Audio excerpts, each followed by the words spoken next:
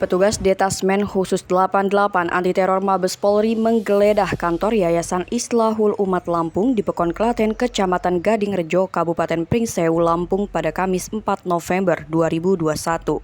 Penggeledahan ini sebagai tindak lanjut dari penangkapan sejumlah terduga teroris.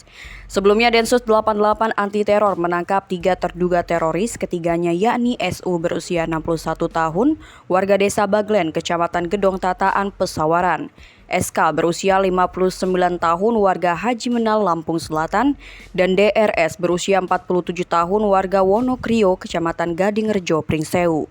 Ketiganya diduga sebagai anggota Jamaah Islamiyah. Diketahui Yayasan Islahul Umat Lampung sebelumnya bernama Lembaga Amil Zakat Baitul Mal Abdurrahman bin Auf. Dari informasi yang diperoleh Tribun, Las BM Aba berganti nama sejak 1 tahun terakhir.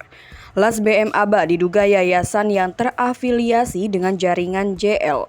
Penggeledahan yang dilakukan Densus 88 ini dibantu oleh pihak kepolisian di wilayah setempat. Kabid Humas Polda Lampung, Kombes Pol Zahwani Pandra Arsyad hadir dalam penggeledahan tersebut didampingi oleh Kapolres Pringsewu AKBP Hamid Andri Sumantri. Penggeledahan itu dijaga ketat oleh anggota Densus 88 berpakaian serba hitam.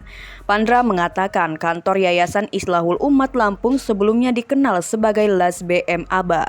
Namun karena keberadaan kotak amal Las BM Aba yang diduga digunakan untuk mendanai kegiatan terorisme diketahui, mereka mengganti namanya dengan Yayasan Islahul Umat Lampung.